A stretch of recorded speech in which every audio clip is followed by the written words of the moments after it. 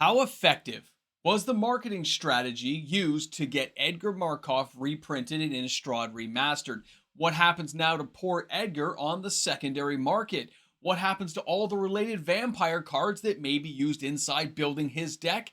And what happens to the sealed product of players who kind of held back and had this sitting on a shelf hoping to cash in later? Well, in today's video, we're going to talk a lot about Edgar Markov, but also about the strategy of Wizards of the Coast.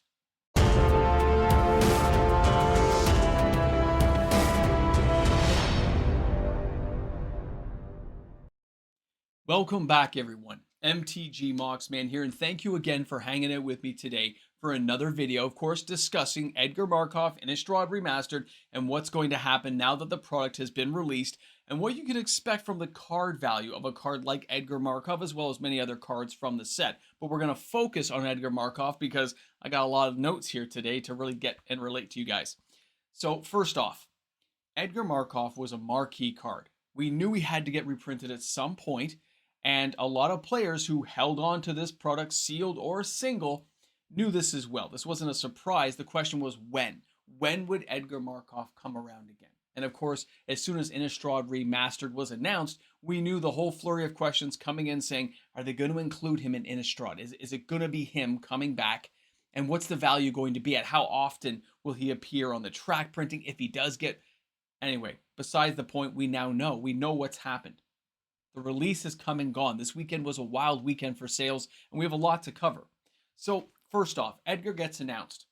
We see a lot of cards popping up under the secondary market. We see Edgar Markov now populating and dominating the secondary market sales, with people trying to find the new price point even before the release and seeing how often it gets printed. Players are trying to move their product and make sure they don't get caught in some crazy storm of devaluation of something they've held for years at this point. Remember, 2017 is not that long ago, and Edgar really grew because of his eminence, power, ability, and the fact he's just one of the best commanders you can have for vampires. So, as soon as we saw him printed, and this weekend proves the point, he gets into the market space, tons of copies flood onto the market. Well, what's happening? What's going on with the card? We have tons of supply entering the market space.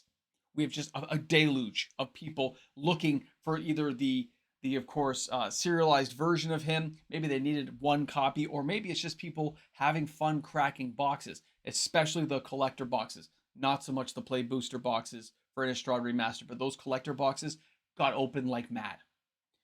So now we have Edgars appearing everywhere in the market space, and the price, it starts to get affected. It starts having its turn. Not just what players were speculating on, but now actual digits moving, because now we see the supply rushing in to fill the market space. Take a look at this here. Let me share a couple of things with you here. So here we can see Edgar Markov retro frame, kind of hovering around that $75, $80 mark, and now just plunging down. And this is release date. I'm taking these photos on Saturday night to Sunday morning, depending on when I went to bed. Okay, so you can see this here with the retro frame. Take a look at the next one, okay? Again, the showcase version. Look at the plummet in the pricing of what we are talking about in today's video. Look at what's happening with Edgar. Now, of course, this is just a different version, but he's very cool looking. I like this imagery. So then we take a look at the actual secondary market sales. I don't need a lot of images to show you guys everything going on, but if you look at those sales numbers and you see where it's going, you'll kind of understand what I mean, all right? Now, when we see hundreds of this card selling, hundreds selling off the market space, and you look at him being a 6 casting cost, 4/4 legendary vampire knight with eminence. All right, I'm giving you the lowdown. We've seen the card. Now we wonder what's going to happen. Chances are Edgar Markov is not going to recover to previous levels. The amount of supply entering the market and the fact several hundred have been bought and sold in the last 24 hours means anyone who is looking to build a vampire deck is now filling that need. They're buying Edgar, they're taking him home. Okay, we've got it. And the sales prices are between $41 and $45, several hundred copies sold between the different versions. But now we've had a purge as well, because everyone who had extra copies dumped them into the market space, forcing the price down lower. We also have sealed products from the Commander series deck, the actual Commander deck with him entering the market space, appearing on eBay, private sales listings. Everyone's trying to dump him out there's a real kind of run on this card right now because how many people were looking to build an Edgar Markov commander deck? Because that's pretty much the only space you are going to play him in. Now, on the Wizards of the Coast side of things, because you have players who will want to build an Edgar Markov commander deck of some type, they're going to go for cards like Captivating Vampire. They're going to look for Markov the Groomed, right? They're going to jump in and took a Alanda the Desert Rose, and all these sales went up this weekend. All these cards from the secondary market are surging.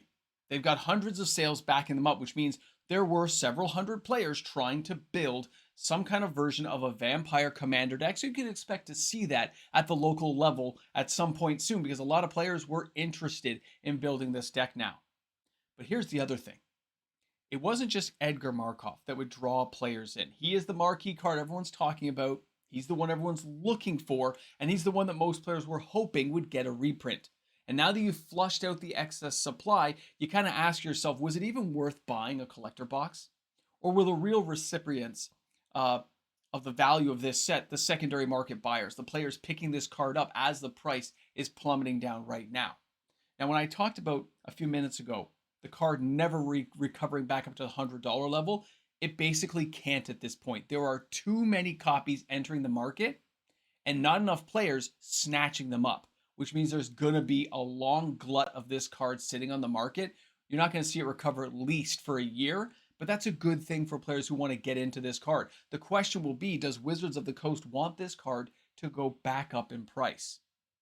Were there other cards worthy of the same attention inside the set other than Edgar Markov? Because when you look at what they reprinted, if we take a look at some of the value inside this set, when you see all these cards, 10, 15, 20, $25 cards, right? Avacyn Angel of Hope, of course, Edgar Markov, the Culvenator Colossus. You got some good cards out there with quite a bit of value. Even the Crater Hoof, you got stuff that players wanted to get their hands on. But it was Edgar. He's the one that drew the most value in.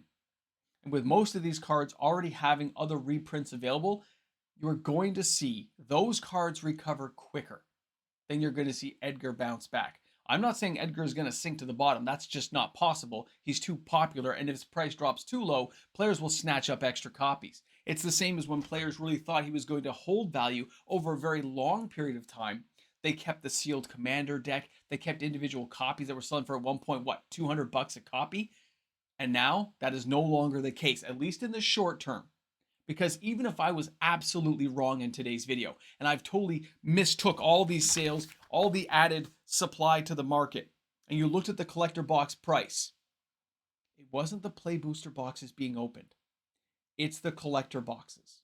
I'm telling you now, collector boxes are the things being opened and dumped onto the market. There's some players out there who want to recuperate some of their value. They put a lot of money in buying those boxes. They want to get some of the value back, especially for cards they don't care about. And there were quite a few decently valued cards. But that also means LGSs and stuff are going to be monitoring the levels of those cards in their inventory, and they're unlikely to take a huge amount. So now let's roll this all back. Let's take a look at where we're going with Wizards of the Coast. They knew this was going to happen. If you look at Aether Drift, they put Bloodghast and some other cards in there that are vampire related, that of course will attach to what we're going to see inside of Innistrad Remastered. Very interesting how they put some of these cards in, some vampires coming along, and don't be surprised if somewhere in the next 12-month period of all these standard sets, we don't see a fairly decent amount of vampires come into play. They want to keep the interest on something like Innistrad Remastered. They want to carry that value forward with players seeing new vampires, new ways of building. And that way it's almost like you justified the reason why you bought that collector box, because other things came along to synergize that interest and continue forward throughout this year. Now, when Wizards of the Coast is putting these sets together, when you see Bloodghast in Aether Drift, you see, of course, Edgar go here, you see all these little pinpointing things. It shows the spider web of connection that this company is using to diversify the product lines, but still kind of make them intricately aware of each other and the cross-contaminated value of all these sets together to make you want to kind of pinpoint and pick things out over time. It also allows for new cards to be introduced and that value to climb over a period of time, only to be reprinted later on when the value needs to be tapped into. Things like Chrome Mox kind of having these really low print runs in a very high market space, like Chrome Mox is coming around in Aether Drift, but it's coming as a special guest. Edgar Markov didn't get placed into a standard set. He got put into a premium product, which means, again, you can't see the value probably go below the $50 Canadian mark because it costs too much for the box and people won't let the value dip that low. But somewhere in the 40 range seems like a very good price range for this card, considering you just hacked 50% of his value off plus. Now, at the end of the video here, realizing what the company has done, how they're doing it, and what you as a player have done by buying the products, and of course, introducing yourself to a whole array of other good reprinted cards inside the set. Wizards of the Coast is going to take this one as a win. The play booster boxes may not have done well, but those collector boxes were a smash hit. It doesn't matter if you liked it or didn't like it as a player on the outside watching it. Enough players were interested, excited, and loved the lottery card run of how it was for this set that you were going to see it more and more. It's not always just about the utilitarian purpose of the card as much as it is for me as a player or you or somebody at home saying, I like this or I like that. The way they're taking this whole Yu-Gi-Oh! Pokemon stance on the fancy artworks and stuff and the lottery spin of the chase really has enough players interested in finding that lottery card that it is spiking the sales beyond the norm of what we've seen in the last 5 years. This is something to take note of. It's something to kind of take a history lesson from and say, this is the direction we're headed. And it's not really a bad thing because the different versions will have different prices. Some will be really for the high-end person, some will be for the mid, and some will be for the low-end player, but at least they all say the same thing, and you'll be able to utilize them when you're playing with it, and that's a good thing for everybody. I can't wait to see your comments in the comments section about this. How do you feel knowing that this is the way the values went, the sales, and the excess went into the market? Are you one of the players who held the boxes and you're hoping for later? Did you hold a commander deck from 2017 only to see everyone kind of plummeting onto the market now, trying to ditch some of the excess stock? Because, man, there was a lot of that this weekend, even in the private boards. Thanks again for hanging out with the Mox Man. I will see you guys tomorrow with another video. Enjoy the day. Hey guys, a big shout out to all my fantastic patrons out there. Thanks again for supporting the channel and shopping smart, shopping smart each and every day. Don't forget, guys, it's because of the patrons that daily uploaded content is actually made possible here on YouTube. And I always like to take that moment to thank you personally each and every day for allowing me the opportunity to do so. I'll see you guys again tomorrow, of course, with another video. Okay, welcome back to the end here. You know, Wizards is a smart company. Ramble jamble. You reprint Edgar Markov knowing he will lose value. Right? You see that MTG finance side, he went down. He's going to continue to go down after this weekend. There's just too many copies being bought and sold, but there's way more coming onto the market than are being bought up. So it's kind of a one-sided battle, but that's not, they don't lose. All those players who bought the secondary market cards just won. They got the card they wanted, they got it at a good price. All the players who cracked all those collector boxes, the lottery of the chase was fun for them. They probably made some pretty decent value on some of the cards, and others are just lost to the wind and you got a bad box and things went horribly wrong. But where Wizards of the Coast as a company will come out ahead is all those secondary market cards that are used to build vampire decks will actually creep up a bit. The sales are just too high for them to stay where they are, and only so many of these things got opened, so you kind of see a bit of an uptick in the market. If a card that was $1 goes to $2, if an uncommon that was $1 goes to $3, whatever it may be, all those little upticks in value allow for reprints later on. Yes, there'll be players who own these cards and put them onto the market, but if they haven't been reprinted before, or if they have low reprints in the past, that allows Wizards of the Coast the opportunity, the ability, to add them to a premium product later on, especially if they wait an extra year or two. See, the thing is with Edgar decks and stuff like this, it takes years to get all the cards you want to build a good commander deck, depending on the value points you're trying to purchase at, a budget versus a high-end bling. And in that time frame, a lot of cards will be reintroduced over time. New cards will come into play, superseding the power levels of other cards. So even if a card was a $10 card, it was really great, and you buy it and you add it to your deck, something new could come along, totally devaluing that card, bringing it back down to $2. But in the time frame it took, cards went up and down. And that allowed Wizards of the Coast to cash in multiple times on multiple sets, more likely than not. It also allows a lot of people in the secondary market to flip cards. the MTG finance side of how this all works is fascinating, and it's very intricate in how it's all decided upon.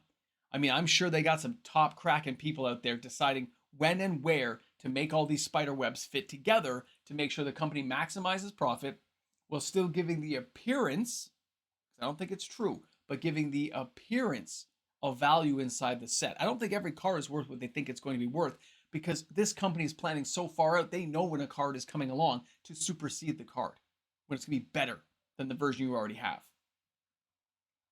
And because there's so many sets now, they can do it in a kind of overlapping pattern. It's great, man. So cool.